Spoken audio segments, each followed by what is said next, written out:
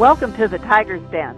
I'm Diane Crampton, and I'm very happy you have joined me here for today's discussion. I am very excited to introduce to you a colleague I have known for about 4 years or so. We first became aware of one another over a conversation about trust. Since then, Barbara Kimmel has gone out to develop a passion called Trust Across America. She is the co-founder and executive director and has positioned her organization as the global leader in information standards, data, and the who's who of trustworthy businesses. She is also a believer in collaborations and strategic partnerships. In 2012, she was named one of the 25 women who are changing the world. Barbara has owned a communication firm for over 20 years and was a former consultant to McKinsey and holds an MBA from Baruch, a BA from Lafayette College. Welcome, Barbara. I'm glad to have you on the call today. Diane, it's my pleasure to join you today. I'm really excited and hope I can add some value to your audience in terms of discussing trustworthy business. It's funny because I remember back to that conversation 4 years ago.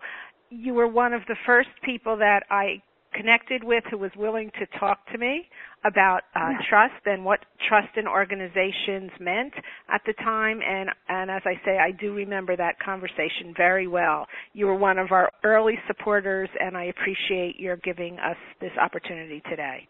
Well, and Barbara, you have taken that conversation, I think of all the people I've talked to over the years, and you have taken that conversation and really developed life passion here.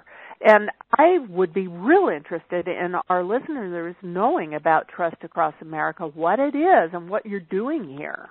Sure. Diane, as you probably remember, my initial interest in trustworthy organizations really grew out of my shock and horror during the financial crisis when it seemed like the corporate America was literally imploding. One of the reasons why I was so close to this was because my husband, Jordan, who's also the co-founder of Trust Across America, comes from Wall Street. He's a frequent commentator on the financial networks, including CNBC.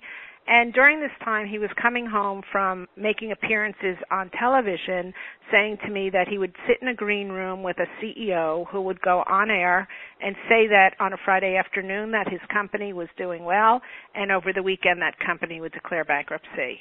And this happened more than once. The two of us were really very, very distraught about the state of trust in corporations in America, and this is going back now to 2008. And one morning over breakfast, we looked at each other and we said, you know, there has to be some sort of place on the Internet now where people can come and learn about trustworthy organizations, somewhere where we can start to benchmark best practices, where we can find companies that actually are acting in a trustworthy manner, where we can celebrate the work that they're doing, and also maybe perhaps even create a framework for organizations to follow to become more trustworthy. And that's really the long and short of how we got started. So now Trust Across America is actually acknowledging and recognizing organizations that meet those standards. So what are those standards? Because many of our listeners are small to medium-sized business owners, and they would be very interested in knowing what the standards are. Sure. So, Diane, first, just to back up a little bit, similar to the conversation that I had with you, I had this same conversation about what does a trustworthy organization look like with probably 100 people from around the world. And everyone that I spoke with had a little bit of a different answer. But I kept notebooks, and I kept notes on all of the interviews that I had. And what started to emerge was that there were certain things that we kind of knew didn't really fall under the heading of trust, and other components actually did. And again, this was not so much as trust within teams or trust at the leadership level. This was what really could we build as a quantitative framework so that companies could become or view their trustworthiness. And so words that started coming out frequently, things we started hearing, were things like accounting conservativeness, so that we didn't have Enrons going forward. Words like sustainability, not only in an environmental setting, but also in an organizational setting. Words like transparency, things like financial stability and governance. And so suddenly now these words started repeating themselves. And so what we did was we said, well, could we build a model where we incorporated metrics and measures that could actually be quantitatively evaluated? And so our framework, which we are still developing, and as we like to say, it's certainly not perfect, but it's the only trustworthy business framework that has been developed so far, is called FACTS.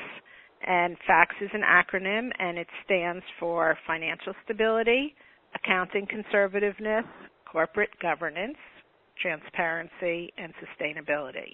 And what we have done is we've taken these metrics. We have found data providers who can provide externally facing data for public companies primarily.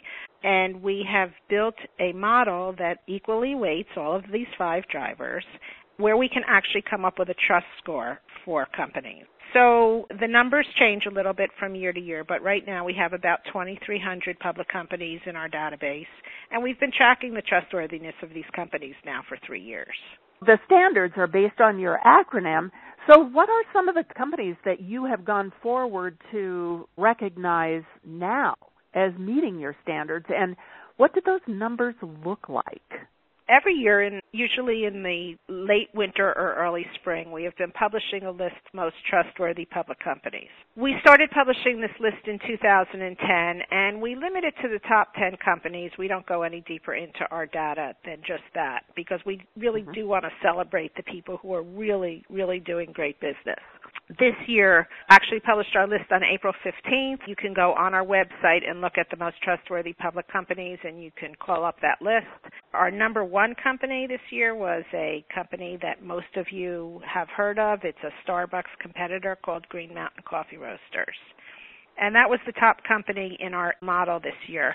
The unfortunate thing about our methodology and our framework, but one of the interesting facts about our model is that no company is perfect. So even our most trustworthy public companies are scoring somewhere this year. I believe our most trustworthy company for 2012 scored an 82% out of 100.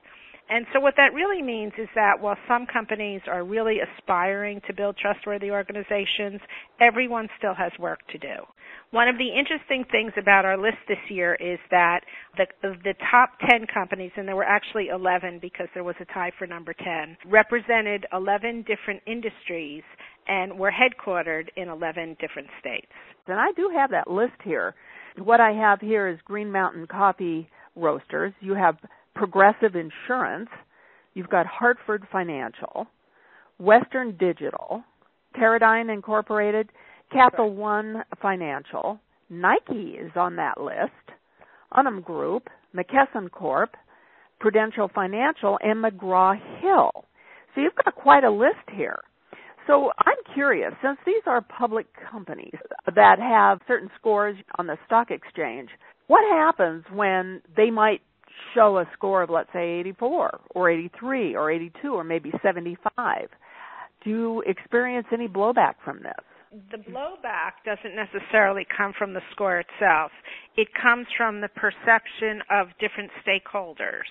For example, this year we got some pushback on the Green Mountain Coffee Roasters, not from the company, but from the shareholders.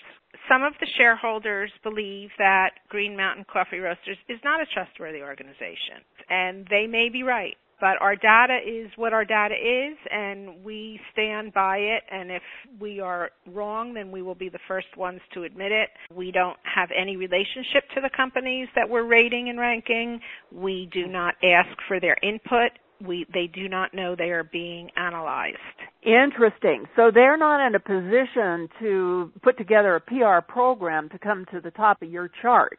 You are actually taking information from the public files on these companies and then developing your standard or your percentage based on their own reporting. Is that correct? That's correct. I'm also very impressed that now you are listed as one of the top 25 women who are out there to change the world. Tell me how that happened for you. Actually, it came as quite a surprise. One day I was notified by someone, and they said, we're going to name you to a list. And when I looked at the other women that were named on the list, I thought, well, either I'm dreaming or I've definitely arrived. I can tell you that I don't brag about things. I try to remain rather humble. I have worked very, very hard at building this program for the last 5 years, basically because it's really been mission-driven in my mind. And so someone was watching and someone acknowledged that. And I was really, really honored to be named among some of the women that were on that list. It's a wonderful acknowledgement of what you're trying to do here. And what you're trying to do here from a Tiger's perspective is very interesting to me, because when we talk about trust in organization and developing it in leaders, you take it a step further into the systems and how those systems create stability and long-term sustainability. Let's talk a little bit about why this should even matter to leaders and to the U.S. society in general. Why is a trustworthy organization worth commenting about? Diane, first of all, to back up for 1 minute, I think that leadership is very, very important in building a trustworthy organization. Trustworthiness doesn't happen by accident. The best organizations are the ones with the most trustworthy leaders, because when you have trustworthy leadership, trust tends to be a cultural component of that organization. A corporation needs to build a foundation of trustworthiness first. Then they can go out to their stakeholders and ask for trust. Trustworthy companies tend to do better in meeting the needs of all of their stakeholders. They also tend to create what I like to call and what others call a trust bank account, where when you have a misstep, and companies will have missteps from time to time, if you have banked trust with your stakeholders, your bank account is not going to be bankrupted on one misstep. Well, and that's interesting, because where I'm going in my thinking about this is that from an employee perspective, and with the fact that we have a good number of baby boomers soon to retire, what we are finding is that there will be a substantial leadership gap and employee gap created by that huge demographic shift. And as a result of that, and since this last recession, we have very talented people who maybe have held on by the skin of their teeth to work in an organization that they may not consider trustworthy. And what we know about trust, at least from Tiger's research, is that trust is absolutely essential to employee happiness. If employees don't trust their leaders, if they don't trust the stability of their systems, if they don't trust the leadership involved in making those systems and running those systems, they will hold on as long as they can as a matter of perseverance through a downturn like our last recession.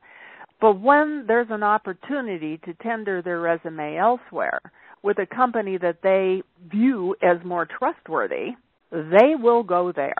And this shuffle at the employer-employee level, we're seeing a little bit of it now, but I don't think we've seen the full wave. Maybe a few little rufflings in the water, but there is a huge wave coming. And so people, very talented people, who have the ability now to research your organization, to research other organizations who are monitoring the trustworthiness and the stability of organizations, they're going to make a determination based on the integrity of that organization. And as a result of that, not only is there going to be a shift that we're foreseeing at the employee level, but we're also seeing a huge shift at a talent level. So the impact of an untrustworthy organization, untrustworthy leadership, untrustworthy solutions, all of that, what you are yourself measuring in Trust Across America, I would think that they would take a second look, or maybe not a second look, at an organization that they had questions about, at the trustworthiness and the sustainability and the stability of the organization. I'm curious what your thinking is on that. So, Diane, I have some good news for you in that regard. The first very micro comment that I wanted to make is that some of the companies who have received our designation over the last couple of years as being named to the most trustworthy companies list actually use that designation in employee recruitment. Somebody's getting it, that new employees or senior management is going to pay attention to those kinds of designations. But more importantly, and I think in the bigger picture, and I've actually spent some time at a couple of conferences over the last few weeks talking about employee engagement and retention. I think one of the most interesting parts of what's happening in our world today is that it will be the millennial generation that is going to turn corporate America around. They are studying different things in colleges than we did. They are learning about the importance of corporate responsibility, something that was not even discussed when I was in college and business school. They are much more socially aware of right and wrong and good corporate governance than our generation was. And I think the 18 to 34-year-old group now is really going to change the way America does business. There are companies that are very, very much out in front in this area who are very aware of this fact and are building programs within their organizations to attract top talent who want to come into a company and not only have a job, but they want to be part of a culture. And so they are creating cultures within their organizations to attract and retain top talent out of some of the better schools in America. This is fabulous because it was interesting to us. Last year, we ran a survey, and actually we reached out to about 17,000 HR leaders, and we had responses from 2,845 of them.